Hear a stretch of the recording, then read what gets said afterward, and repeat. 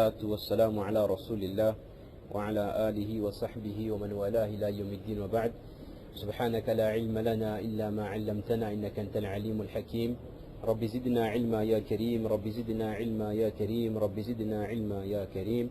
رب اشرح لي صدري ويسر لي أمري واحلل عقدة من لساني يفقهوا قولي.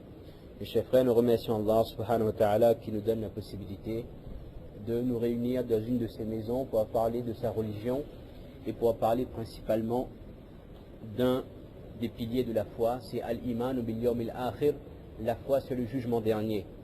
Et on avait vu auparavant, dans le dernier cours, le dernier dars concernant Imam Mehdi, on avait vu que croire en la venue d'un homme à la fin des temps, descendant du prophète Muhammad Mustafa sallallahu alayhi wa sallam, fait partie des croyances de Ahl Sunnah wal Jama'a.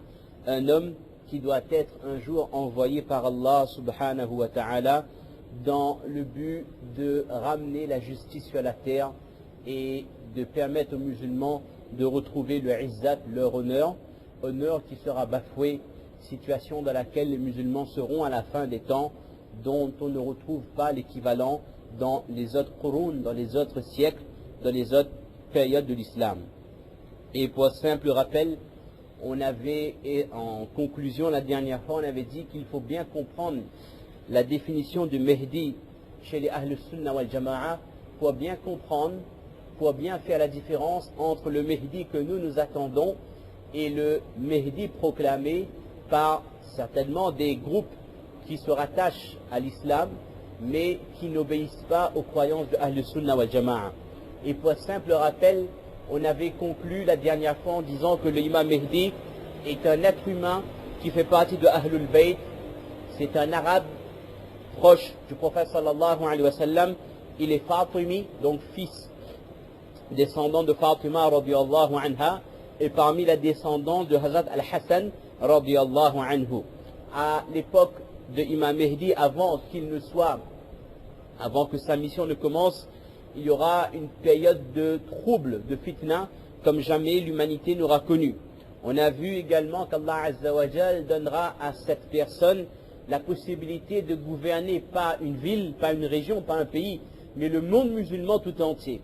Allah Ta'ala donnera à cet homme qui n'a aucune qualification, qui n'a aucune compétence, et qui, selon certains ulama, n'a même pas le isti'da, n'a même pas la capacité en termes de foi, spiritualité, pour diriger une ummat. Mais en une nuit, Allah Ta'ala lui donnera la guidée qu'il faut, d'où le nom Mahdi, dans lequel on retrouve Hidayah, et Allah Ta'ala fera en sorte que cet homme deviendra la lumière par laquelle la Hidayah descendra sur la terre, et par laquelle la ummat retrouvera son izzat.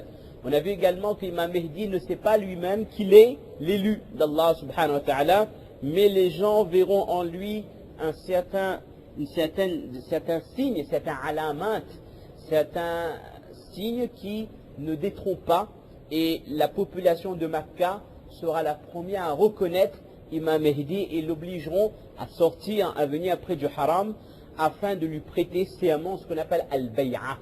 Et le bay'a renaîtra à l'époque d'Imam Mehdi. Le bay'a existait à l'époque du prophète alayhi salatu wassalam. Le bay'a a existé avec Abu Bakr al-Siddiq, avec Umar ibn al-Khattab, Uthman ibn Affan, Ali ibn Abi Talib, et à chaque fois qu'il y avait un Amir al-Mu'minin. Et le bay'a reviendra uniquement lorsque le Imam Mehdi reviendra. Parce qu'Allah Ta'ala lui donnera la compétence pour la guider des gens. Ce sera un être humain avec des qualités et des défauts, mais ce qu'Allah Ta'ala lui donnera, personne de cette ummat n'aura eu. Même le petit-fils de Umar ibn al-Khattab, dont tout le monde connaît, ce n'est pas une légende, j'allais dire la légende de Umar ibn Abdel Aziz, non, la notoriété de Umar ibn Abdel Aziz, l'homme le plus juste sur le dunya. Même Umar ibn Abdel Aziz n'a pas eu la compétence, n'a pas eu les qualités qu'Allah Ta'ala donnera à Imam Mehdi. Pour que cette ummat qui sera dans les abîmes, dans les plus profonds fitna, lorsqu'un homme dira La ilaha illallah, j'atteste qu'il n'y a pas d'autre Dieu à part Allah, et ce sera suffisant pour que cette personne soit persécutée, soit même tuée. Lorsque nous voyons, on n'a pas le droit de parler d'actualité, mais lorsque nous voyons vers quelle tendance nous allons, et lorsqu'un historien écrit, je ne fais que répéter, que si un jour il devrait y avoir des génocides où on remettrait, ça c'est un peu lourd ce que je vais dire, je ne sais pas si je supporte les conséquences, si un jour on remettrait en utilisation les chambres à gaz, il n'y a pas, la question se posera, on sait déjà c'est pour quelle communauté. Chacun il se fait son idée, mais c'est une parole en laquelle je crois fermement. À l'époque où on est, lorsque nous voyons comment nous sommes attaqués de tout point, sur la femme, sur les pratiques, sur les ibadat, bientôt, ça va être une dégénérée, hein, de Wallahu musta'an, parce que les textes disent bien qu'avant la fin des temps, un homme dit qu'il croit en Allah, qutil, et cette personne sera tuée. Ça allait être bien de génocide uniquement par rapport à la foi proclamée par la personne. Donc, Imam Mehdi aura la possibilité, bi'idnillah, de faire ressurgir cette ummat, de lui donner son izzat, de lui donner son honneur, et de faire en sorte que les gens voient la beauté, voient la lumière, le nour qu'il y a de l'islam, et que même ceux qui étaient ennemis à cette religion comprendront le haqq, la vérité, et accepteront cette vérité, incha'Allah. Donc il amènera une paix, une adl, une paix, une tranquillité sur le dunya comme jamais cette terre n'aura connu, et des gens l'aideront de la région de Khurasan. Allah Ta'ala accordera à Imam Mehdi des karamat, des miracles, la possibilité d'accomplir pas mal de miracles qu'on avait évoqués la dernière fois, on ne va pas le rappeler. Et à l'époque de Imam Mehdi viendra Dajjal, et à l'époque de Dajjal, Imam Mehdi viendra Hazrat Isa alayhi salam, et le règne de Imam Mehdi sera de 7 années. Ensuite, il mourra comme un être humain meurt, et on fera le namaz janaza, et il sera enterré comme un être humain. Et pendant son khilafa, j'allais dire son règne, pendant son khilafa, Imam Mehdi, il propagera la religion du prophète sallallahu alayhi wa sallam. Et il invitera vers le Coran. Vous allez dire, oui, mais quel intérêt de le préciser? Oui, il y a un intérêt à le préciser. Parce que le Mehdi de Ahl Sunnah wal Jama'a invite vers le Coran. Ce qui n'est pas le cas des Mehdi attendus par d'autres communautés qui se rattachent, se disent rattachés à l'islam, mais qui n'ont pas les croyances des sunnites, comme on dit, de Ahl Sunnah wal Jama'a. Et c'est là-dessus qu'on s'était arrêté et on va essayer de développer ce point-là, Inch'Allah. Alors, on avait dit également la dernière fois que de nos jours, croire en l'avenir de Mehdi est devenu quelque chose de presque impossible. Ça allait être presque fantaisie, ça allait être presque d'être de l'utopie que de croire qu'un homme viendra un jour et il apportera un changement total. Peut-être est-ce qu'on vit dans une époque où on est tellement pessimiste, on ne croit plus à l'aide de Dieu, à la nasrallah, à l'aide d'Allah subhanahu wa ta'ala, wallahu alam. Mais il faut savoir que les premiers siècles, et pas les premiers siècles, les siècles après le prophète sallallahu alayhi wa sallam, les gens avaient une croyance ferme en la venue de l'imam Mehdi. Parce qu'ils ont bien vu, les gens avaient bien vu que même après le prophète sallallahu alayhi wa sallam, il se peut qu'il y ait des hommes qui guident la communauté avec justice et équité. Et qui, par leur règne, par leur sentiment de justice, par leur crainte d'Allah, ils font en sorte que la communauté vive dans la justice totale. On a vu à l'époque d'Abu Bakr al-Siddiq, d'Umar, d'Uthman, d'Ali, mais même après eux, à l'époque de Umar ibn Abdul Aziz, comme on vient de le dire, les gens ont bien vu qu'il peut y avoir un être humain qui a ce potentiel, qui a ces capacités pour diriger la Ummah islamia en entier. Et diriger d'une main de fer, mais en même temps d'une main de velours également. En même temps, guider les gens par le livre d'Allah subhanahu wa ta'ala, mais en même temps faire régner la justice totale, que chacun se sente bien dans ce mulk, dans ce royaume. Mais le problème vient après les 3 glorieuses. Nous, on appelle les 3 glorieuses les 3 siècles. Après les siècles des Sahaba, les siècles des Tabi'in et les siècles des Tabi'in. Après ces époques-là, malheureusement, les gens ont commencé à innover dans la religion. C'est à cette époque qu'on a commencé à avoir des ahzab, des groupuscules qui se forment dans la Ummah. Chose qui était annoncée par le prophète sallallahu alayhi wa sallam. Il y a parfois des divergences qui étaient en relation avec le dogme, le aqidah. Et ça, c'est ce qui était le plus grave. Quand des gens commençaient à avoir des divergences sur le destin. Est-ce que Allah il sait ce qui va se passer demain? Alors que certains disaient que non, les Qadariyya disaient que Allah ne sait pas ce qui va se passer demain. Autrement, ça aurait été une injustice de la part d'Allah d'avoir prévu un péché alors que l'homme n'en a pas eu le choix. Et dans l'autre camp, l'autre extrême, il y avait les Jabariya qui disaient que tout a déjà été écrit. Si je fais le zina, c'est qu'Allah l'avait écrit dans mon destin. Si je fais le qiyam ou le tahajjud, c'est qu'Allah avait écrit dans le destin. On appelle ça quoi? C'est du fatalisme.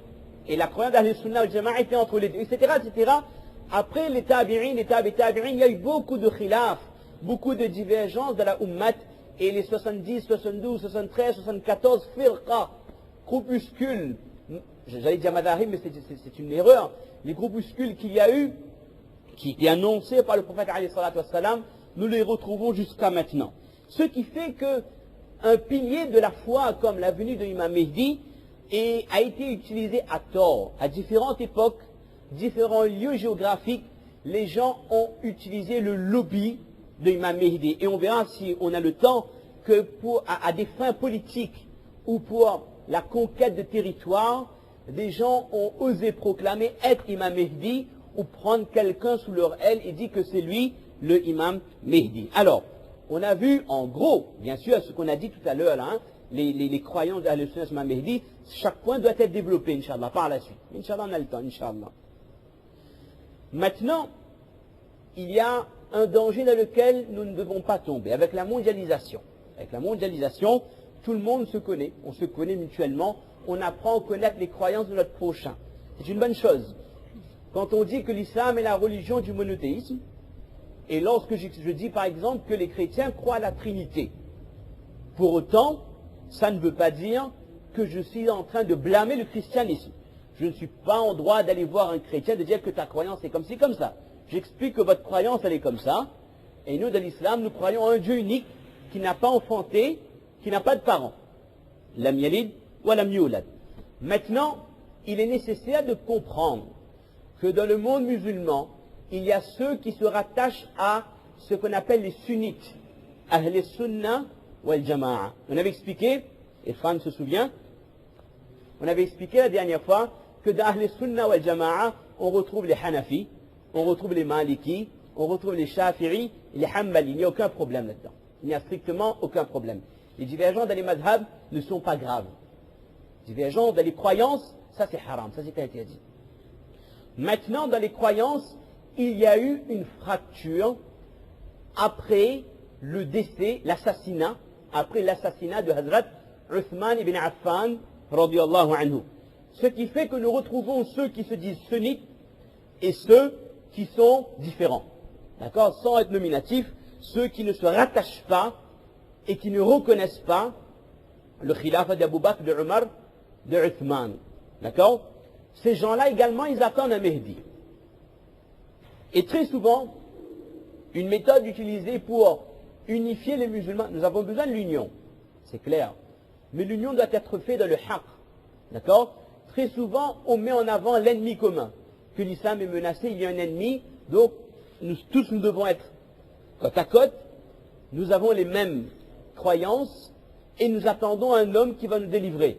Oui, moi j'attends un homme, nous en tant qu'Ahl Sunnah, nous attendons quelqu'un, Mehdi.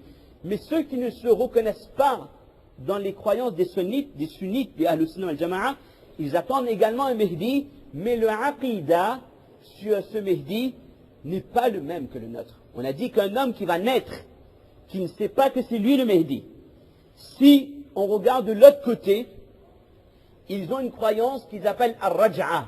Dans Raj'a, on retrouve